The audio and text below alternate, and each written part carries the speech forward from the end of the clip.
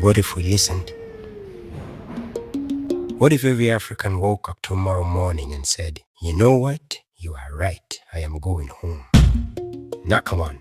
Not 10,000, all of us. The doctors, the nurses, the engineers, the cleaners, the drivers, the security guards, the coders, the caregivers, the people changing diapers in nursing homes, the people cleaning hotel rooms nobody notices, the people harvesting food, the people delivering food, the people keeping entire industries breathing while being told they are the problem. Imagine that. Just imagine. Africa calls and her children answer.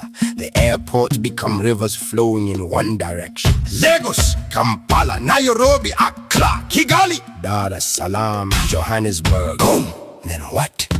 The old woman in a foreign nursing home presses the emergency button. Nobody comes. The hospital ward is short-staffed. Again! The bus route is cancelled. Again! The warehouse is delayed. Again! The crops are rotten. Again! The construction site is silent. Again! Suddenly people discover that immigrants were not sitting around stealing opportunities. They were carrying them like water on their heads. Every day without applause, without monuments, without thank you cards. Then Africa begins fixing herself, not begging, not applying, not waiting for aid wrapped in a ribbon and a lecture. No, building, manufacturing, refining, trading, creating. The cobalt stays, the gold stays, the diamond stays, the lithium stays, the talent stays, the profit stays, the children stay, the future stays. And for the first time in centuries, the hole in Africa's bucket is closed. Now watch the panic.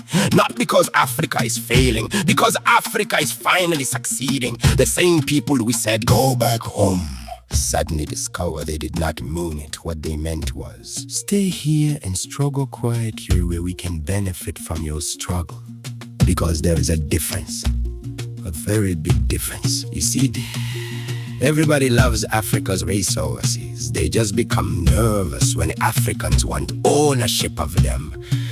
Everybody loves African labor until Africans decide to labor for themselves. Everybody loves African talent until African talent starts building African cities instead of foreign skylines. Then the headlines change, the meetings begin.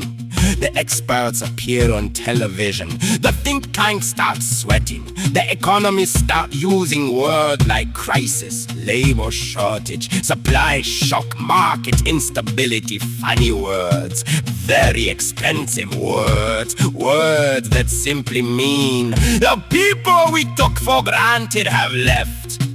And suddenly Africa is no longer the continent they pity. It becomes the continent they are trying to call, the continent they are trying to partner with, the continent they are trying to impress, the continent whose phone is ringing.